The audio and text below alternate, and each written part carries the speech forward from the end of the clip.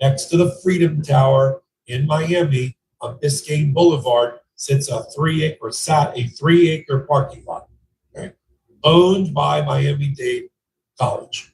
A not overly wealthy college, doesn't have a huge endowment, although it's one of the largest public universities in the country. Does God's work, educating the people down here in Miami, where I live. That can't afford to just hand over property that it bought many years ago for $15 and $16 million. Now, based on the rising and soaring astronomical real estate pricing in Miami, especially a waterfront parcel where you can build a condominium or a tower, that parcel, forget what the tax assessor appraised it at, 69 million. Are you kidding me?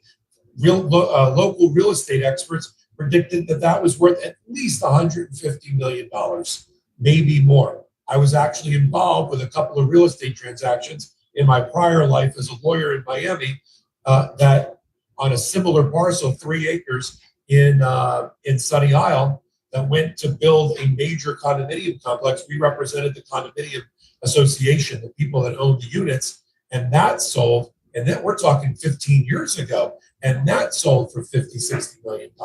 You're talking about $150 million. That should have been bought by the Trump Library Foundation. We forget it. They found a way to get it for free. It starts with Ron DeSantis, the governor. First, he said he passed some laws through his rubber stamp of a legislation or legislators up in Tallahassee that put under his complete control, with no right for local land use and zoning in the city of Miami, for instance, to have any say over Florida property that exists in their city. And good timing, because the city of Miami went blue with, we have a new mayor in the city of Miami, first time in 30 years, a Democrat, and the first woman mayor, having beaten the Republican and the DeSantis supported candidate by 14 points, Eileen Higgins, mayor. But he went under the radar. I covered it, that he had changed the rules and that he wouldn't allow the city of Miami or the county of Miami-Dade to be involved in that project at all. That was step one. Step two,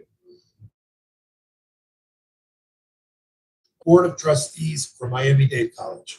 And Miami-Dade College voted a couple of times to turn over the property to Florida for $0. Cue the outrage, where that should have been coming from faculty and students, about a $150 million asset that got turned over to the state.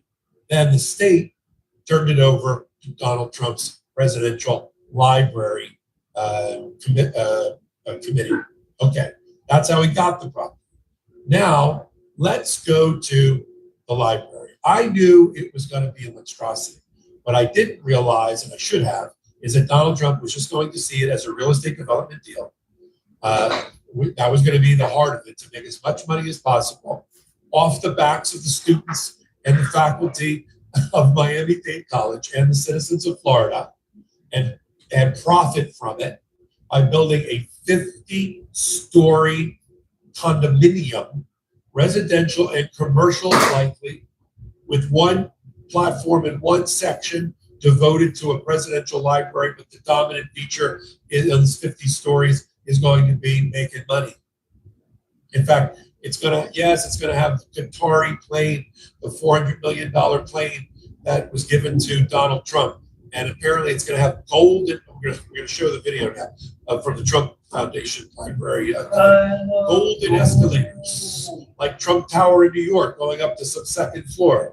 And get this, a replica of the ballroom that a judge just red tagged and won't let Donald Trump build. Now we know why Donald Trump wants to build it. He wants to have a replica of it in his presidential library. You know, I guess that would go where the impeachment wings would have gone, or the I've been convicted of 34 felony counts wing would have gone, or the I've been indicted with 34 felony counts additionally, or the I've been adjudged to be a sex abuser wing. If you don't have all that, I guess you have room for a giant Air Force One in golden elevators. And get this, 50-foot statues of Donald Trump. In fact, he effectively admitted that he has no desire to build a traditional presidential library, and I've been to half a dozen of them, like the one that's about to open for Barack Obama in Chicago in June. You know, a modest 5-story affair with public funds and donations. Okay, that's nice. He has no desire to do that. How do I know? He said it himself a couple of days ago. Play the clip. Trump Presidential Library. It's a huge skyscraper. In Miami. Is that all a library? What else is going on? No, well, it's a library. It's a museum, a library. It's a presidential, but I wouldn't start it until I'm out of office. I don't believe in building libraries or museums. It's really like the Barack Hussein Obama one in Chicago. In not a good location, and it's a very unattractive building that's seriously late and seriously over budget. I think you're going to see a great one here, and it'll go up on time, on budget, best location in Miami. They say it's the best block in Miami, and the state worked with us. No, it's going to be most likely a hotel. Concept could be office, but it's most likely going to be a hotel with a beautiful building underneath and a 747 Air Force One in the lobby. It's just going to be a trick. Now let's turn to the new opening at the Department of Justice. Within hours of talking about, I don't build libraries, I only build 50-story buildings. Wouldn't you know it, there's now an opening in his Department of Justice as Attorney General. For those that think it's far-fetched, and I've seen and vetted all the names that are out there, Lee Zeldin, EPA Director to replace Pam Bondi, or Mike Lee, the Senator from Utah, or the Missouri Attorney General, or Aileen Cannon, or a prosecutor down in Miami named Jason Redding Quinones. You fill in the blank, or Todd Blanche taking the job permanently.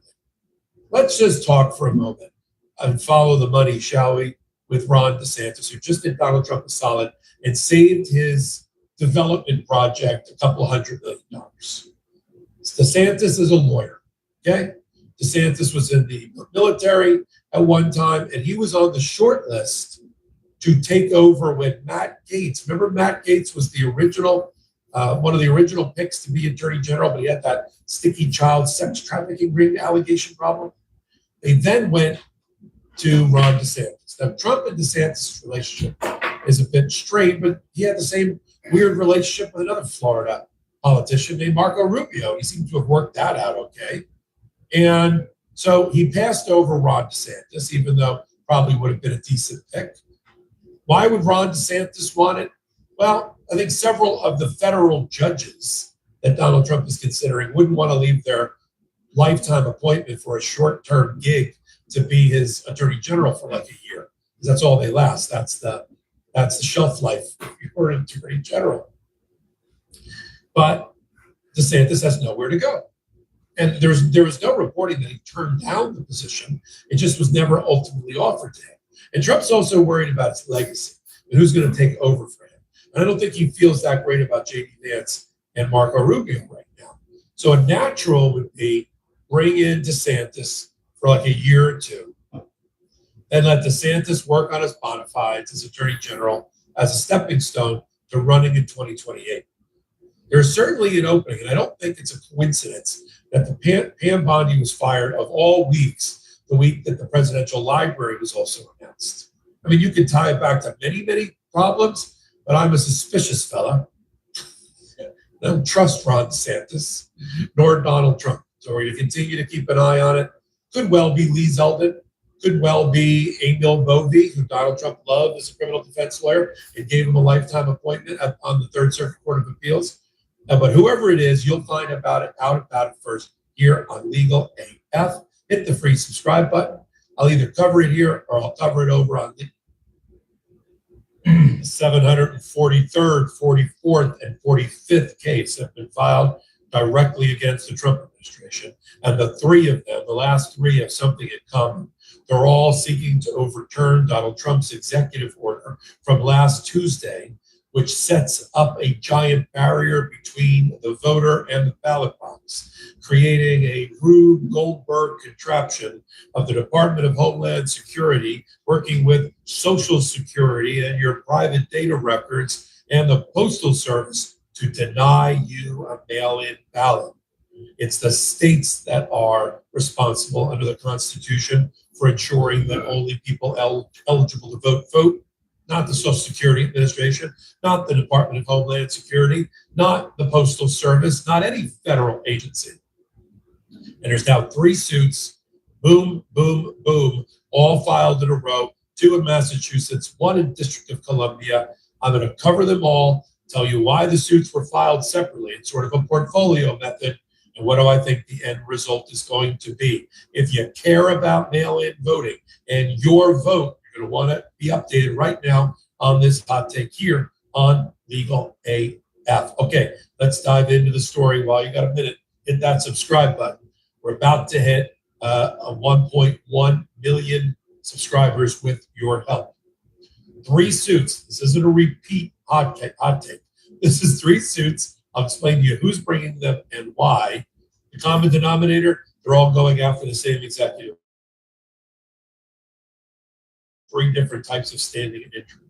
First one out of the box was the American Civil Liberties Union, representing the League of Women Voters and a group of other voting rights groups who sued in Massachusetts federal court, and that case has been assigned to Judge Talwani, a great pick for justice. Judge Talwani, an Obama appointee. You probably heard of her before. We've spoken about her in birthright citizenship cases, in the SNAP, the food stamp, and other program payment cases where she has stepped forward to protect the rule of law.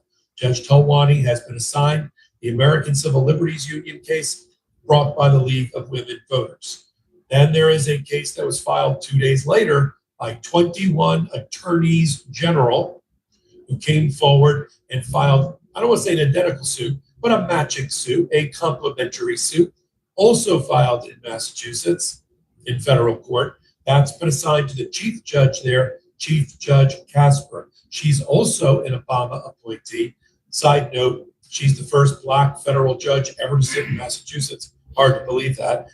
What a phenomenal jurist. She's handling the case of the 21 attorneys general led by California, Oregon, New York, Washington, and Virginia. In fact, I recently interviewed the Attorney General for Virginia, Jay Jones. In a minute, I'll show you a clip from that interview.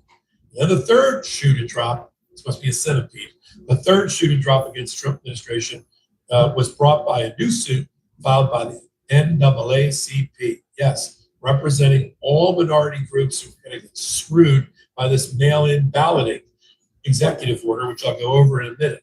Now that one they filed in the District of Columbia. It hasn't yet been assigned to a judge. As soon as that happens, I'll update you here from Legal AF Substack.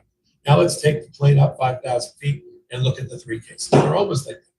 And I'll post them all on Legal AF Substack for paid members to read.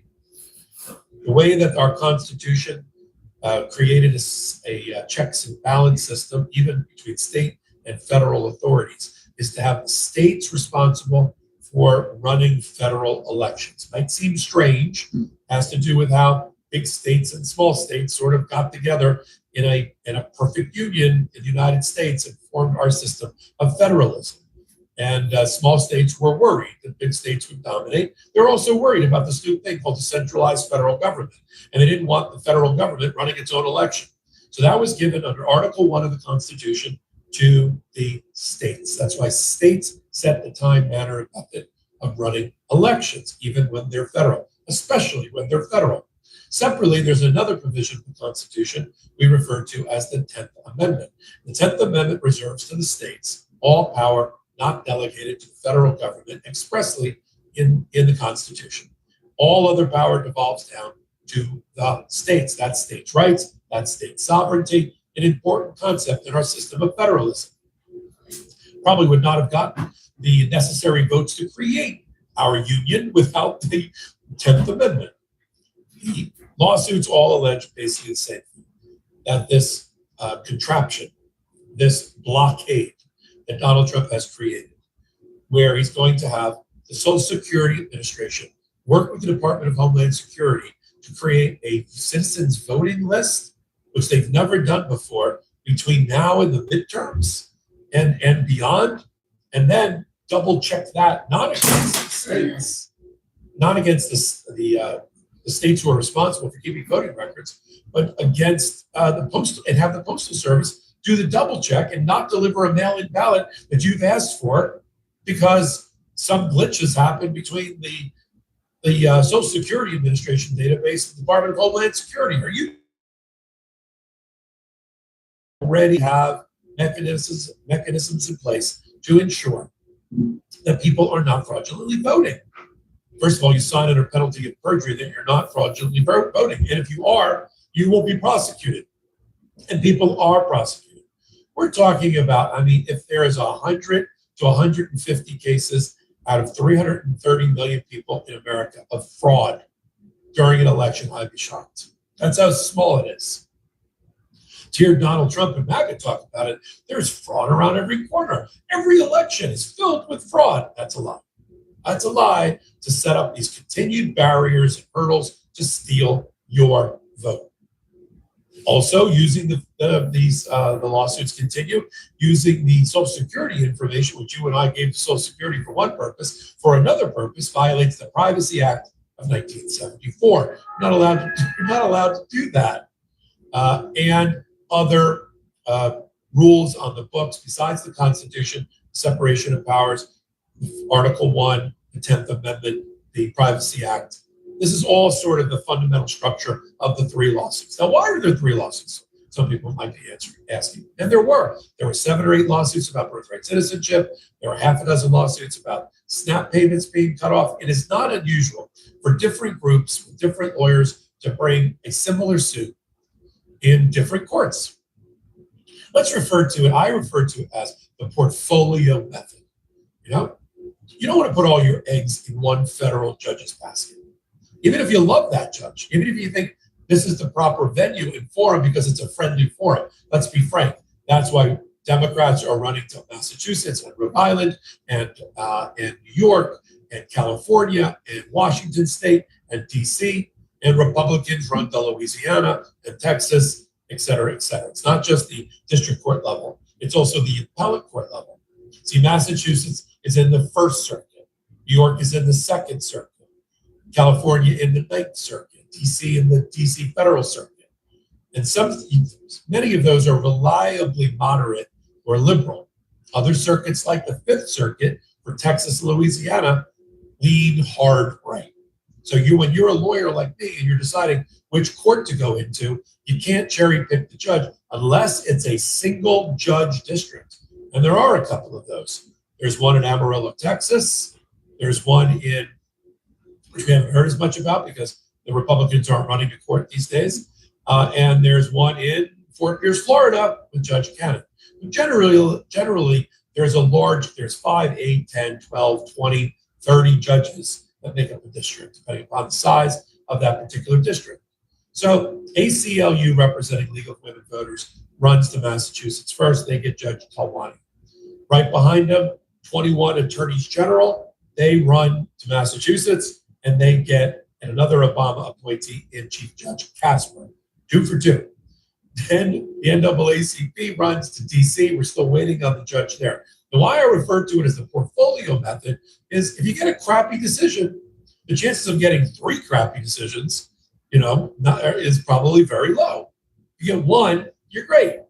Then once you see how a judge is ruling, the others can either dismiss their cases, hop on their cases. The other reason is that you need multiple cases representing multiple types of plaintiffs and groups of plaintiffs is because the United States Supreme Court has undermined the ability of federal district court judges to issue nationwide injunctions to cover the same issue. So it used to be that like Judge Talwani would be able to issue a nationwide injunction against mail-in ballots through her case of the League of Women Voters in Massachusetts. You can't do it any longer. Neither can Judge Casper, neither can Judge Future, whoever the future judges in DC. Now they're stuck with issuing injunctions that apply to these plaintiffs or revisiting it as a class action.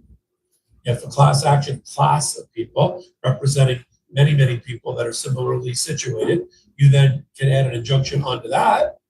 Supreme Court has said the states seem to have the ability under the Supreme to do sort of a little bit of a loophole, they may be able to obtain a nationwide injunction because of the role as being 21 states. There's that. So it really has to do with the remedies that are now left to a federal judge.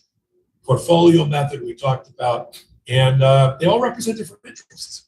Voting rights groups, voters overseas groups, 21 attorneys general representing you and me in Democratic states, and the NAACP. I interviewed Jay Jones, the Virginia Attorney General, about the filing, and here's the thing. What is wrong with using the Department of Homeland Security, Social Security records, and the Postal Service to deny somebody a mail-in ballot as the states are obligated to run federal elections? What's wrong with that? Well, all of it, every single piece of it. And I think the administration knows it. I think the president knows it.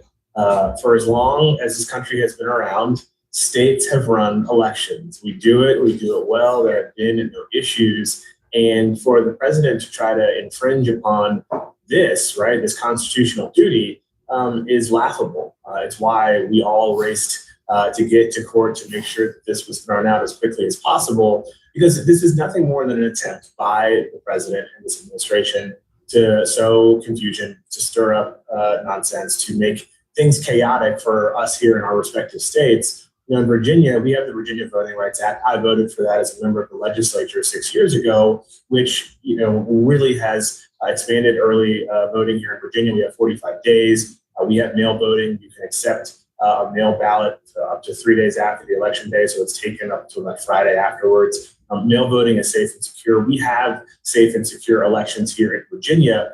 We have no issues of voter fraud. My predecessor went on a wild goose chase to try to root that out, only to be thrown out of court because there was no evidence to support his claim. And so here in Virginia, we're very proud of the fact that we have those safe and secure elections. And I think I and my Democratic Attorneys General colleagues are ready to continue to push back on yet another sort of misguided attempt by the president to sow chaos, to confuse people, to make it much harder when really he knows that he's going to lose the ballot box in November. He can see the writing on the wall. He knows that they're going to lose the House of Representatives. And at this moment, I would predict that we're going to take back control of the United States Senate too. And so they're using every mechanism to try to deflect, to deter, to try to confuse, to try to hold on to power when they know that it's slipping away from them. Now, here's what I think is going to happen. These are all going to move on a very, very quick path, much like birthright citizenship, where, as I said, there were 7 or 8 different cases from Washington State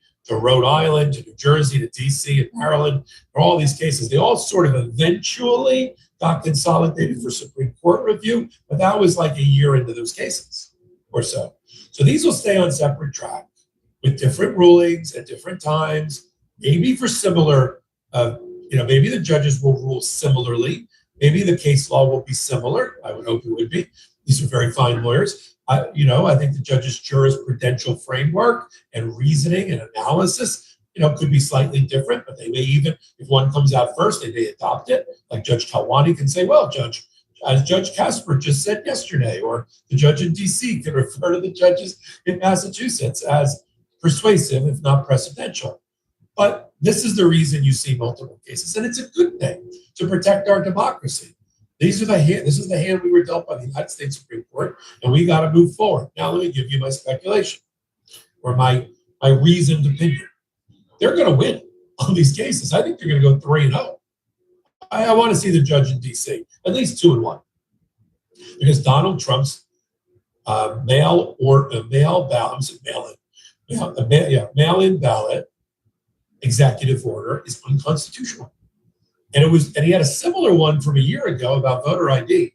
Yes, he tried it by executive order, and that got shut down by Judge Kolar-Catelli in a temporary restraining order and then an injunction, which Donald Trump never appealed. He knows in his heart he's going to lose at the Supreme Court on mail-in ballots, on this issue of mail-in ballots. Now, separately, the United States Supreme Court held oral argument a couple of weeks ago, and it looks like they're going to eliminate the ability of states to give you and me a grace period of a number of days for our ballot to show up and still be counted for that election.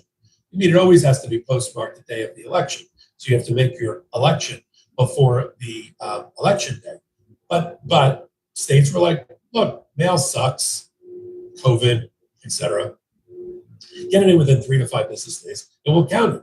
But I think the Supreme Court's going to strike that down. I could be wrong, but based on oral argument, I think that's what they're going to do. So there is an attack, on mail-in ballots. And Donald Trump wanted to do like this midnight massacre over them, and these three groups are stepping forward to protect you.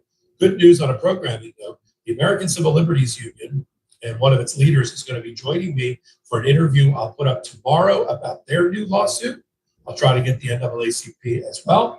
And we just had Jay Jones. I'm also going to try to get Rob Bonta or one of the other amazing Democratic attorneys general to come on and talk about their suit.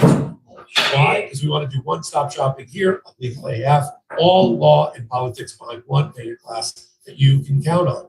If you like it, speaking of early voting, vote now for Legal AF YouTube channel. Hit the subscribe button below. Come over to Legal AF Substack.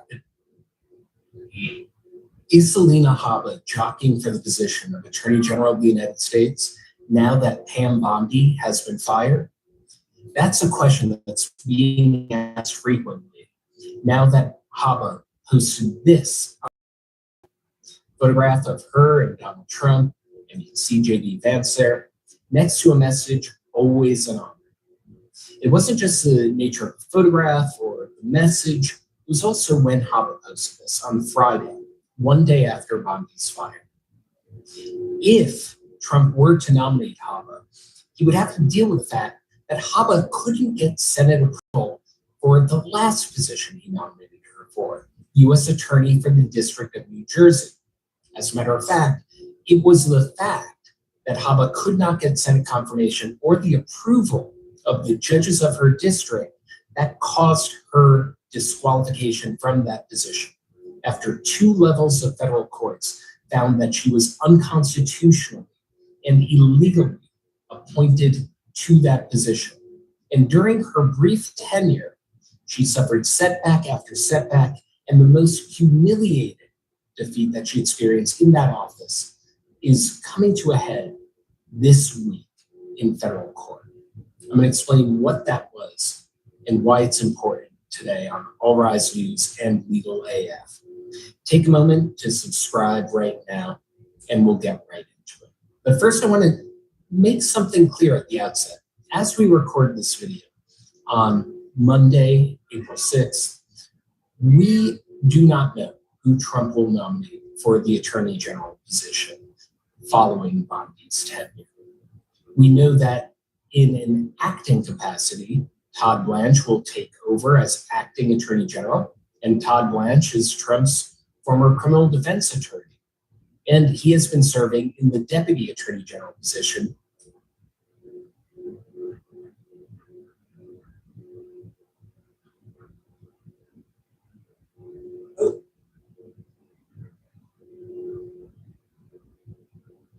MAGA Republicans in the House and Senate are in full collapse right now as Donald Trump's disastrous war continues to escalate. Now, fortunately, both crew members of that F-15 were located and rescued. That's a good thing. We also lost a lot of aircraft in that search and rescue. One of the things that we're seeing over and over again, I agree with Heath Mayo here, is the emerging theme of this catastrophic and unlawful war in Iran is that our military, extremely competent and extremely good at war fighting and doing its job, even as to our political leadership, Trump and the MAGA Republicans that set these strategic ends and objectives for military action, have absolutely zero clue for what they are doing. And we see these MAGA Republicans bumbling, stumbling fools. Like you've got MAGA Republican Congress member Tom Emmer, who's like, Donald Trump didn't start this war, okay? But we sure as hell are gonna finish it. They just do like these corny lines from like these movies. We're gonna finish it. Donald Trump literally started this war that he is now losing. And we're calling victories, rescuing war fighters who are stranded in Iran who shouldn't be there in the first place. Certainly a good thing that they're being rescued. Let me be clear about that. But it ain't air superiority when F-15s and A-10s and multiple helicopters and multiple Reaper drones are all being shot down every damn freaking day while Donald Trump's out there making new threats. Let me show you what Tom Emmer had to say. Play this clip. Our president, as you know, Aisha, he didn't start this war, he's finished it. And as he told the American public a couple of nights ago, they're well on their way to being done. In fact, what they have done is historic. And then you had Lindsey Graham. He was caught on camera. I don't even know, he's like mumbling his words right here. And someone said, Lindsey, is there any war that you won't fight? And Lindsey Graham's like, I don't know. Listen for yourself right here. Let's play this clip. Well, Senator, is there a foreign war you don't support? I support wars that make America safe. Thank you, sir. And then Donald Trump's chief propagandist, Caroline Levitt, was at GW, and she was giving a speech there, and she was like, all I've learned is that you must be very well read for my position. And Donald Trump is the most well-read person that I know. As Trey Ferguson says, can we just bring shame back, please? When have we normalized? Why are we normalizing these freaking weirdos out there like Caroline Levitt and Trump and this whole crew of creatures who are out there just spewing the most weird stuff? Stop with the Trump bizarre cult worship and just grow the hell up. Here's what Caroline Levitt says. Here, play this clip. So my advice would be to encourage everyone in this room to try to be the most well-read person in every room that you're in. That was a piece of advice one of my predecessors, Dana Perino, gave to me before I took this job. She said, you always want to be the most well-read person in the room. And I try to be every day. But Donald Trump always is. That man does not miss a story. Let me tell you, he's always reading the papers and watching the TV. He doesn't miss anything. Oh, yeah, he says. he never misses a I don't know story how he does it and consumes it all. Well, then they bring in this MAGA Republican Hardopoulos, and he credits Donald Trump for making the Epstein files possible. He made the Epstein files great, and he says essentially, here, play this clip.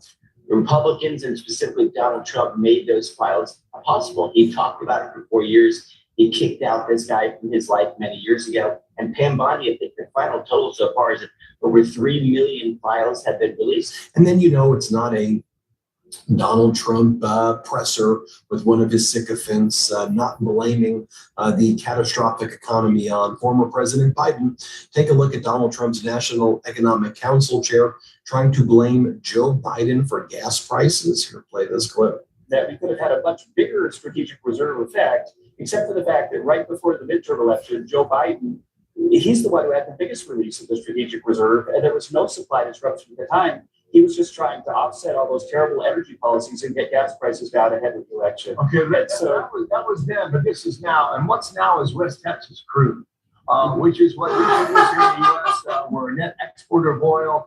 On February 27th, it was $67 a barrel.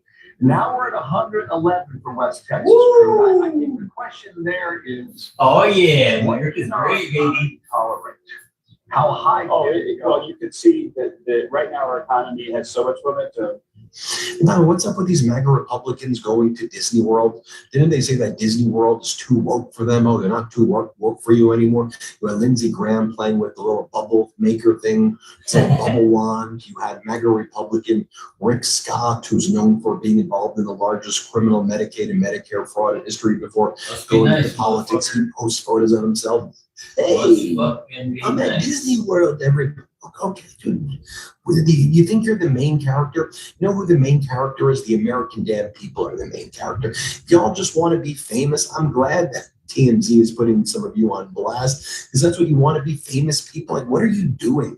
We just focus on helping the American people who are psychologically tortured right now by this regime, who have their health care being ripped away, who have living paycheck to paycheck, if you're lucky enough to get a paycheck, who can't afford rent, who can't afford groceries, who can't afford gas, whose lives and futures are being destroyed. And you're like, I'm at Disney, everybody. Look at me, that's a bunch of freaking weirdos.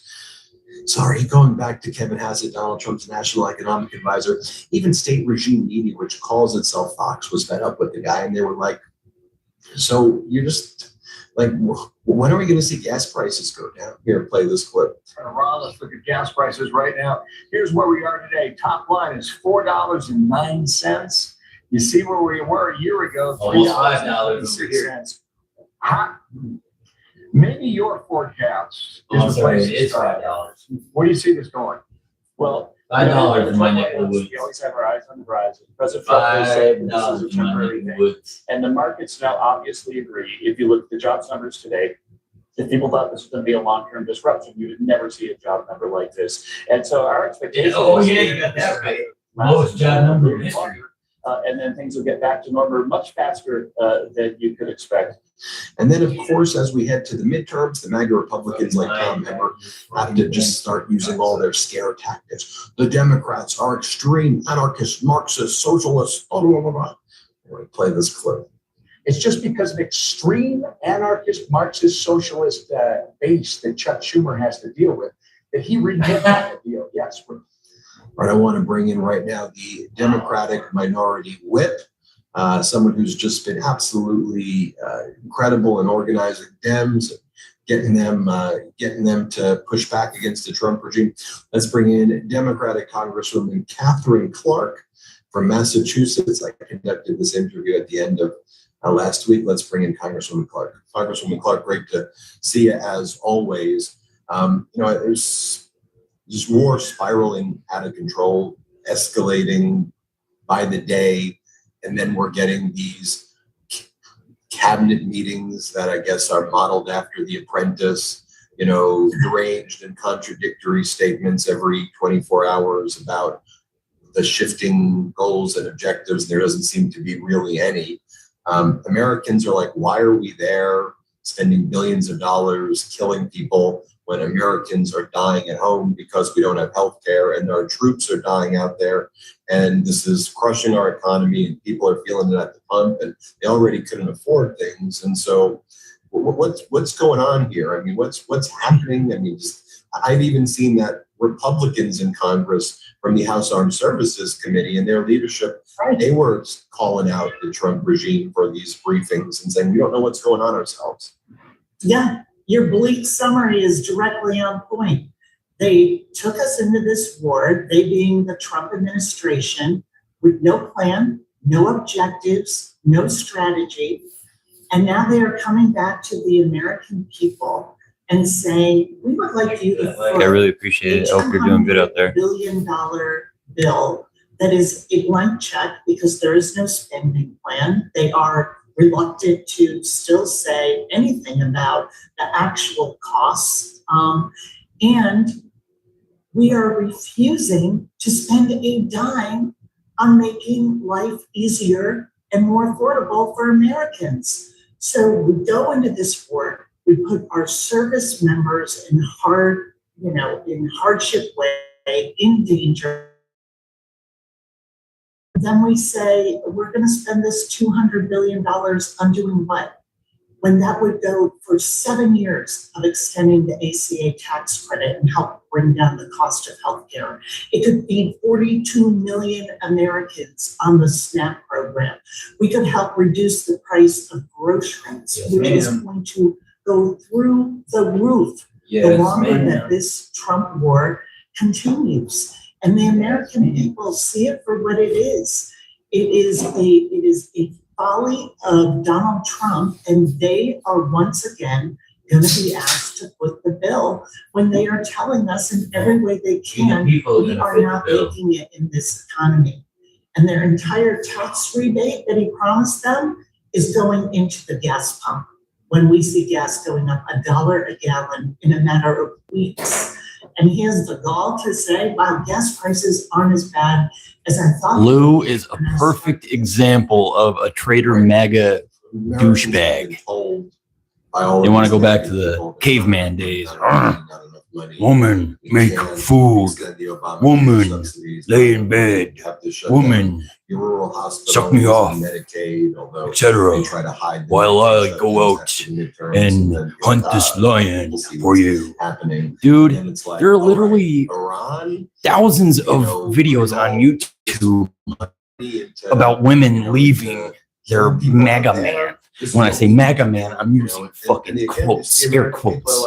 Holy shit. It's so flagrant and so obvious. And then when, to your point, when Donald Trump's like, I call it an excursion, like as though this is some, as though this is this dystopia. I mentioned The Apprentice because I feel like we're extras in this dystopian reality show, and we're these non-consensual extras who, and every day Trump and this regime, they wake up and they think this is a movie script. And, what's up, Stan? Yeah, dude, they do.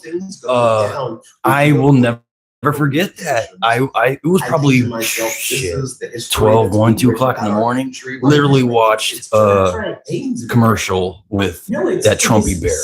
Oh my fuck. And then my dad started calling that motherfucker Trumpy bear. No, every time. I like calling Trump Mr. January 6th myself, but my dad likes calling him Trumpy bear. It's fucking hilarious. Hope you're doing good out there, Stan. It is a total betrayal of what he told people. Oh yeah, dude, it's atrocious. And I am going to do 3 fundamental things. I'm going to grifting 101, man. For 10, 11 years now, and into the thing. It's all about self-enrichment. It's all about enriching his billionaire friends and the billionaire class.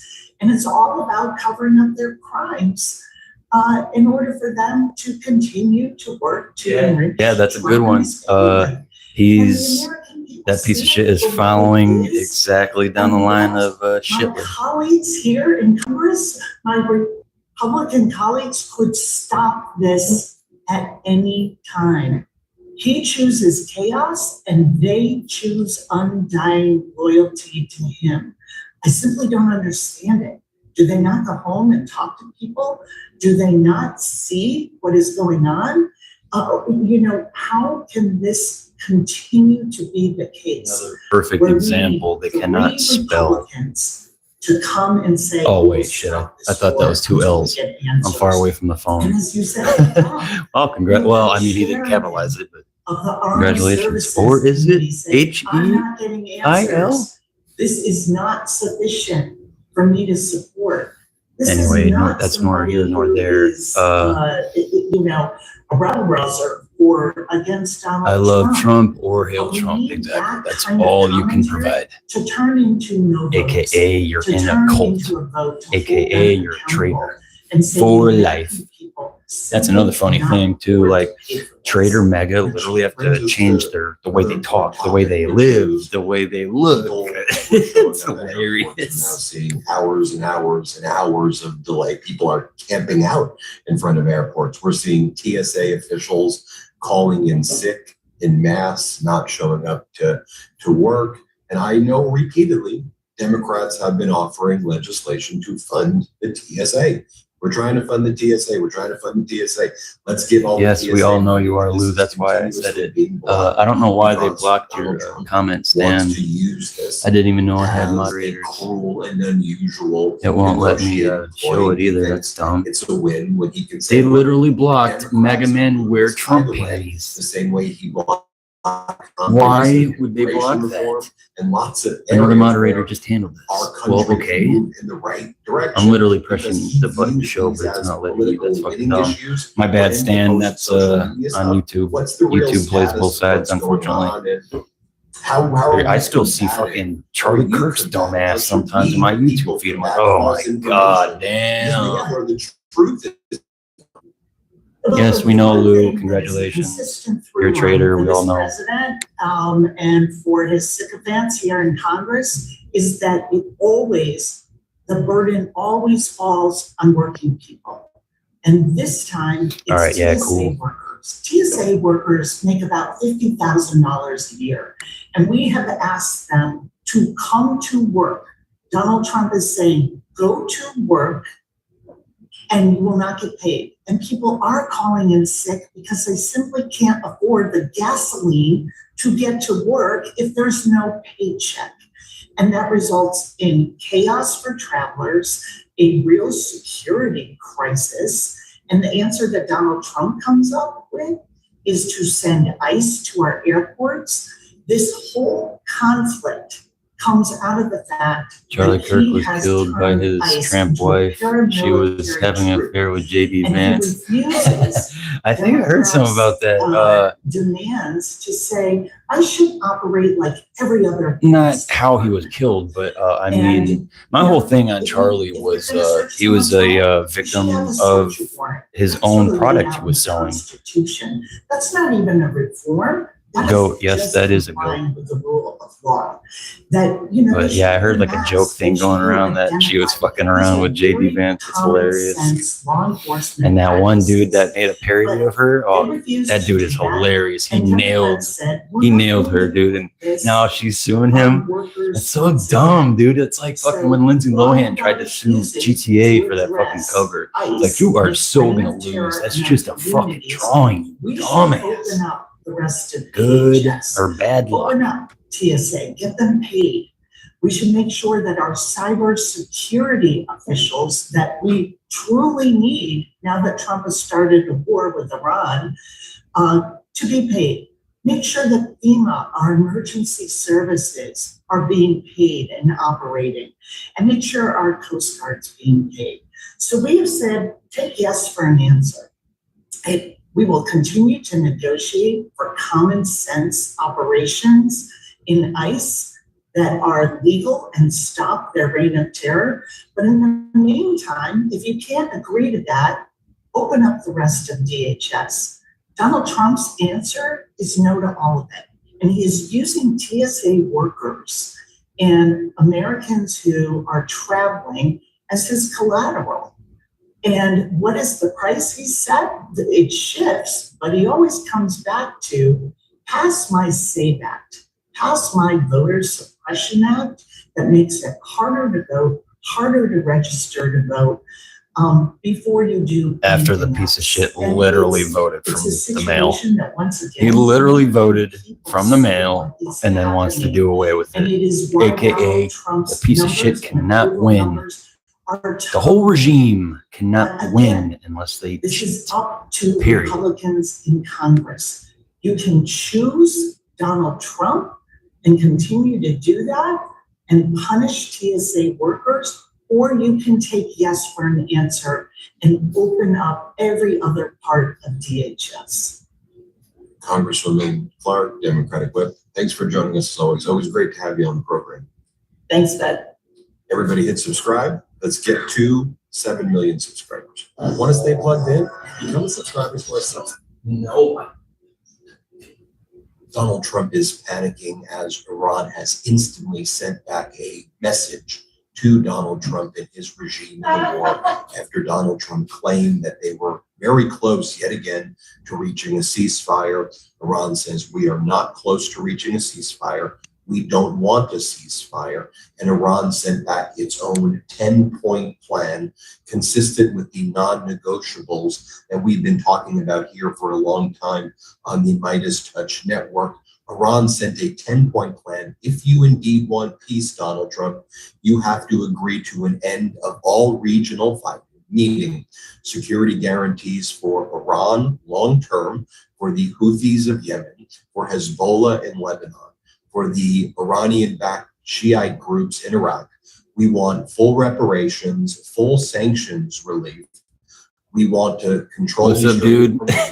You are correct. Hope you're doing good out there, man. Never give up ballistic missiles, Shahid drones, or any of our major weapons systems. Those are our initial non-negotiables. There's some other points there as well.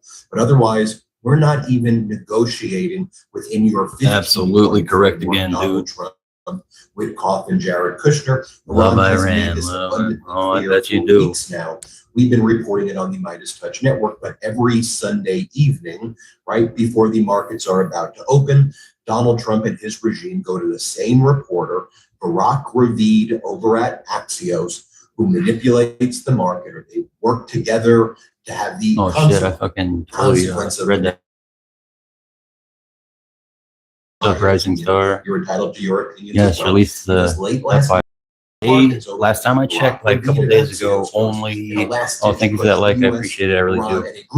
A couple days ago, I forgot his name. A Democrat said that probably not even 50, close to 50% of the files have been released. That's it. That was last. And Iran is one of many ideas being discussed at the moment. Sorry about that. Damn. The president has not signed off on it. Operation Epic Fury continues. Yes, absolutely. Donald Trump will speak at 1 p.m.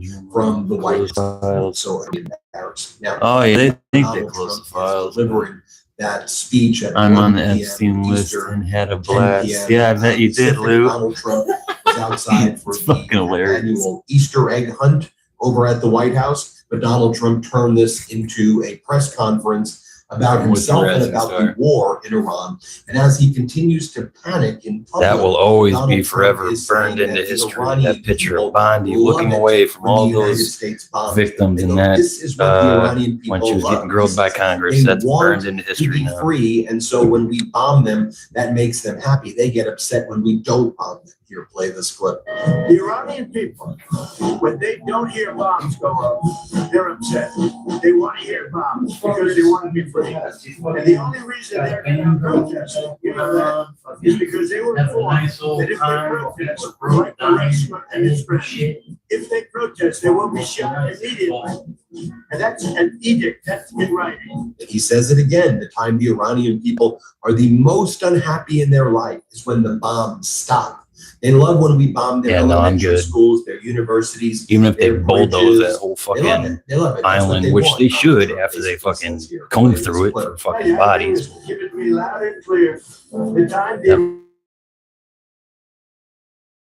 Little girls. is when those bombs stop. Yikes. That's the problem. Confirmed by When they stop, because one or two 13-year-olds. Are they coming back? We want to have them back. And, you know, everybody knows it. Everybody sees it. Said that she fucking bit dipshit Donald Duck's dick and fucking Trump fucking slapped her and shit. And this is That's burned into history. So then he's asked, so it's burned into Iran history does that not Trump's meet a your pedophile. demands, are you going to continue the war? And Trump's like, you'll have to watch.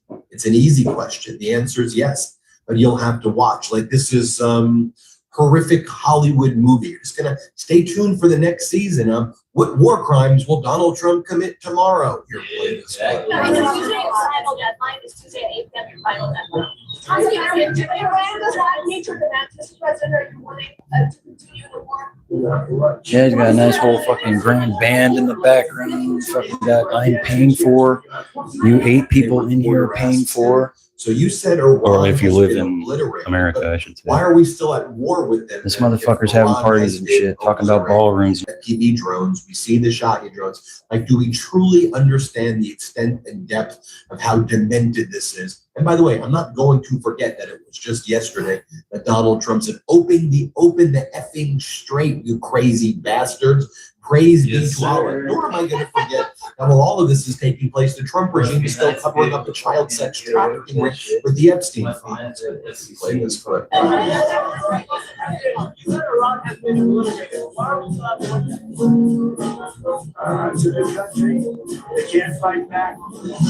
Women and children are fucking dying every day, and this motherfucker caused it. He's got a band going in the background and shit, having a blast. Fucking crazy. Those 2 fucking planes went down. This motherfucker's partying and shit. Thank you for that like. I really appreciate it. You can't go after them because you'll end up losing 250. Hope you're doing good out there. So it's a terrible thing. There's a lot of bullet holes in it right now, probably, you know. I'm honored by. Yep. I'm very honored to rebuild our military. We rebuilt our military in my first term. I'm using it. Flowers going. And we are the most respected country anywhere in the world with the greatest military. Anywhere in the world. Thank you. So we have Your credit score may have taken a big hit over the holidays, and you may not even. Meidas, smartcredit.com. Then Donald Trump's like, we gave a group of people who are going to help us stop Iran. We gave them some guns, but they stole our guns. And I'm gonna get back at this group of people. I'm gonna get lots of people suspect that he may be talking about when he armed the Kurds in order to invade Iran, and then the Kurds did not invade Iran when the war began. I'm not sure if that's who he's talking about or a group within Iran. But Donald Trump now threatens another group right here. Play this clip. They don't have guns. You know, we sent some guns, but the group that was supposed to get, which I said would happen to my people, I said it, I quote it exactly. We sent guns, a lot of guns.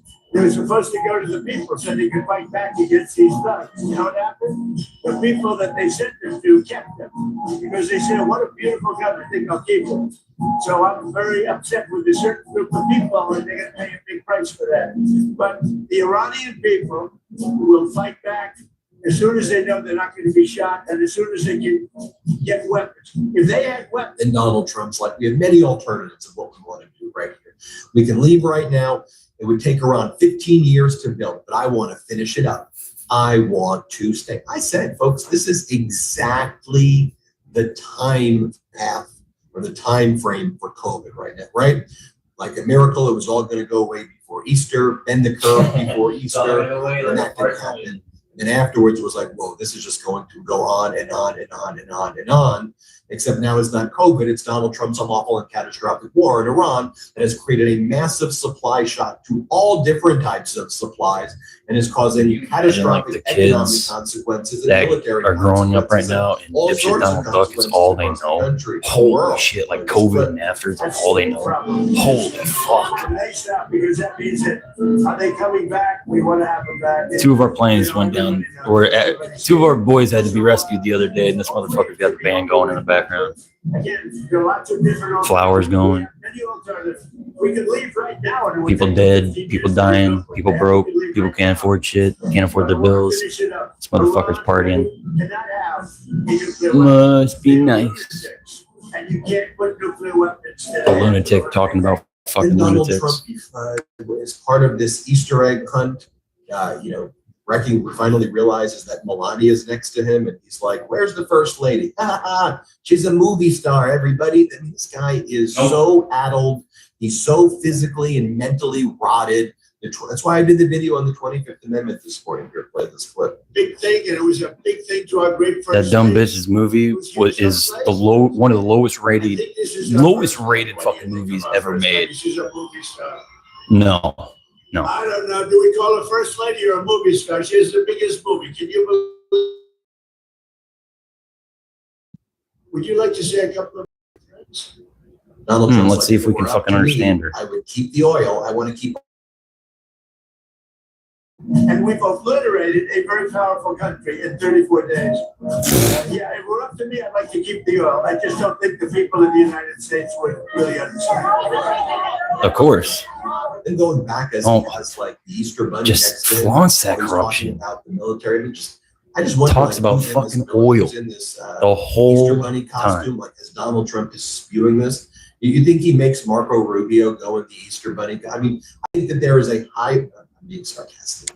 I'm not going to lose my. But there's a high probability under my sarcastic scenario that Marco Rubio is there wearing those size 15 clown shoes that Donald Trump makes him wear.